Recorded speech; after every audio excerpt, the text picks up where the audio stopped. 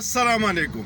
غنی خان بابا یو شعر دی وی نمنم یارا مرگ انجام د هسته نه دی، خلاصیدل شراب په جام کې اختتام د مسته نه دی. کله چې یو نظریه د خلکو زړه ته پریوزي نو بیا د چا پتلو راتلو یا په جیل کې بندولو سره هغه نه ختمیږي.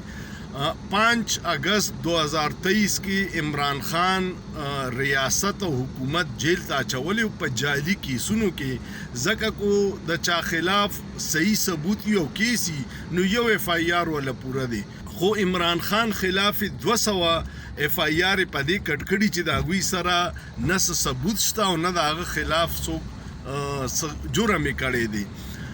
هغه یو کال د دې فرسوده نظام خلاف ولاړ دی.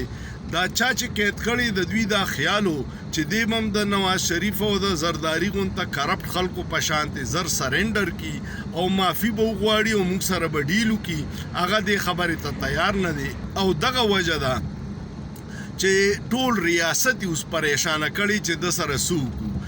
اصل کې غلطی د هغوی نه دا وشوه چې چا عمران خان جیل ته کړی یا خو هغه پیژني نه او نه د هغه نفسیات سټډي کړي. عمران خان یو لیونی دی، هغه په خپل عقیده یو مضبوط ولاړ انسان دی او د هغه یو غټه مسله دا ده چې کله دی هغه چیلنج کو نو هغه کار بیا په کس کوي.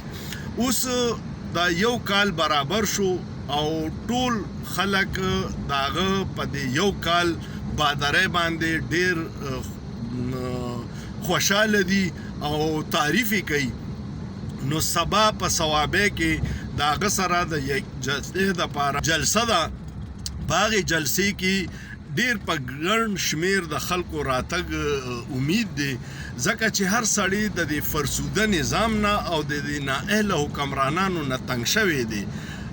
مهنګائی ډیره زیاته شوه، بجلی بیلونو خلک خودکشۍ ته جوړ کړی، بېروزګاري ده، ملک ولاړ دی، کاروبارونه ختم شو. نو څوک هم چې د دې فرسوده نظام نه ځان خلاصوي هغه کو د تحریک انصاف ممبران یې او کو نه عام عوام چې کم د دې نظام نه تنګ دي په دې جلسه کې شرکت وکړي او د نااهله حکمرانانو ته وښیي چې عوام ستاسو نه نور تنګ دی او عوام تبدیلی غواړي. امید لرم چې تاسو به دې جلسې لا په ګڼ شمېر سره لاړ شئ. سوچ پیو کې په سوچ کې څه ګناه نشته.